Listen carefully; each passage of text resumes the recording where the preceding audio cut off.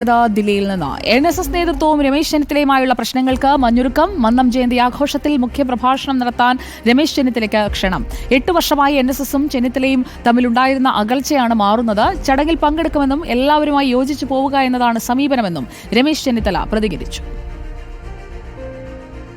NSSന്റെ മന്നം ശതാബ്ദി സമ്മേളനത്തിൽ എന്നെ ക്ഷണിച്ചിട്ടുണ്ട്. അതെനിക്ക് സന്തോഷമുള്ളൊരു കാര്യമാണ്. തീർച്ചയായിട്ടും ഞാൻ ആ സമ്മേളനത്തിൽ പങ്കെടുക്കും. ആ സമ്മേളനത്തിൽ പങ്കെടുക്കുന്നതിൽ എനിക്ക് പൂർണ്ണ സന്തോഷമാണ്. അത് ഏറ്റവും പ്രധാനപ്പെട്ട ഒരു ചടങ്ങാണ്. മന്നത്ത് പത്മനാഭൻ്റെ ജയന്തിയുമായി ബന്ധപ്പെട്ട സമ്മേളനമാണ്. ഏതായാലും എന്നെ NSS ജനറൽ സെക്രട്ടറി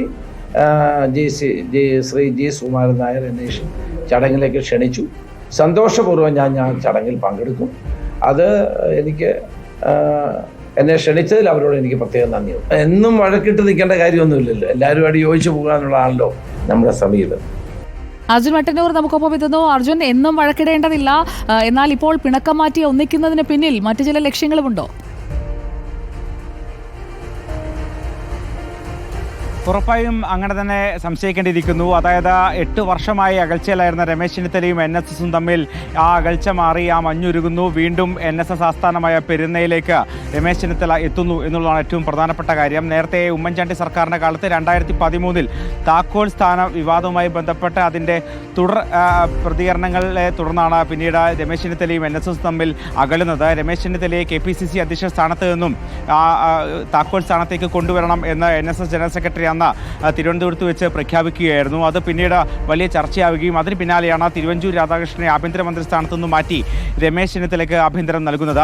അതിനുശേഷവും ഈ വിവാദവും ഈ ചർച്ചയും തുടർന്നു. അതിന് പിന്നാലെയാണ് രമേശ് ചെന്നിത്തല NSSനെ തള്ളിപ്പറഞ്ഞുകൊണ്ട് രംഗത്തെത്തുകയും ചെയ്തത്. തൻ്റെ സെക്യുലർ ഇമേജിനെ ബാധിക്കുന്ന തരത്തിലുള്ള ഒരു പ്രസ്താവനയാണ്. ഇതിൽ ഗൂഢാലോചനയുണ്ടോ എന്ന് സംശയിക്കുന്നു എന്നുവരെ രമേശ് ചെന്നിത്തല കടത്തി പറഞ്ഞു.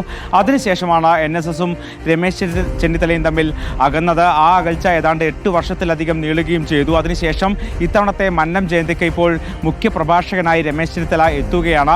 ആ നോട്ടീസിൽ തന്നെ പറയുന്നുണ്ട് മുൻ ആഭ്യന്തരമന്ത്രി രമേശ് ചെന്നിത്തല എന്നാണ് അതിൽ വിശേഷിപ്പിക്കുന്നത്. അത്തരത്തിൽ രമേശ് ചെന്നിത്തല വീണ്ടും പെരുന്നയിലേക്ക് എത്തുകയാണ്. ജനുവരി 2-ാം തീയതി നടക്കുന്ന സമ്മേളനത്തിൽ മുഖ്യ പ്രഭാഷകനായാണ് ചെന്നിത്തല എത്തുന്നത്. മാത്രവുമല്ല, ഇപ്പോൾ സമീപകാലത്ത് കോൺഗ്രസിലുണ്ടായ പുതിയ ഗ്രൂപ്പ് സമവാക്യങ്ങളുടെ കൂടി അടിസ്ഥാനത്തിൽ വേണം ഈ നീക്കത്തെ നമ്മൾ കാണാൻ. പ്രത്യേകിച്ച് VD സതീശനും K സുധാകരനും നേതൃത്വത്തിലേക്ക് എത്തിയ ശേഷം ഇതുമായി ബന്ധപ്പെട്ട് പുതിയ ഗ്രൂപ്പുകൾ രൂപീകരിക്കപ്പെടുന്നു. ഇവർക്ക് VD സതീശനെതിരെ ഒരു വിഭാഗം രംഗത്ത് വരുന്നു. നേതൃമാറ്റം അടക്കം ആവശ്യപ്പെടുന്ന ഒരു വിഭാഗം ഉണ്ട്. അത്തരത്തിൽ ഈ ചർച്ചകളൊക്കെ തന്നെ പുരോഗമിക്കുമ്പോഴാണ് രമേശ് ചെന്നിത്തല ഇത്തരത്തിൽ NSSുമായുള്ള അകൽച്ച മാറ്റിക്കൊണ്ട് വീണ്ടും കൂടുതൽ ശക്തനാവാൻ ഒരുങ്ങുന്നത്. അതോടൊപ്പം തന്നെ തദ്ദേശ തെരഞ്ഞെടുപ്പും നിയമസഭാ തെരഞ്ഞെടുപ്പും ഇനി വരും വർഷങ്ങളിൽ ഉണ്ട് താനും. എന്തായാലും നിർണായകമായ ഒരു നീക്കമാണ് രമേശ് ചെന്നിത്തല നടത്തിയത്. കഴിഞ്ഞ വർഷം ACC അധ്യക്ഷ തിരഞ്ഞെടുപ്പ് സമയത്ത് അതിൽ സ്ഥാനാർത്ഥിയായിരുന്ന ശശി തരൂരിനെ NSS ആസ്ഥാനത്തേക്ക് മന്നം ജയന്തിക്ക് ക്ഷണിക്കുകയും അതിൽ അദ്ദേഹം പങ്കെടുക്കുകയും ചെയ്തിരുന്നു. ഇത്തരത്തിൽ കൃത്യമായ രാഷ്ട്രീയ സാഹചര്യങ്ങൾ തന്നെയാണ് NSSും ഇത്തരം നീക്കങ്ങൾ നടത്തുന്നത് എന്നതും ശ്രദ്ധേയമാണ്. എന്തായാലും 8 വർഷത്തിന് ശേഷം രമേശ് ചെന്നിത്തലയും NSSും തമ്മിലുള്ള പിണക്കം മാറി ചെന്നിത്തല പെരുന്നയിലേക്ക് എത്തുന്നു എന്നുള്ളതാണ് ഏറ്റവും പ്രധാനപ്പെട്ട കാര്യം.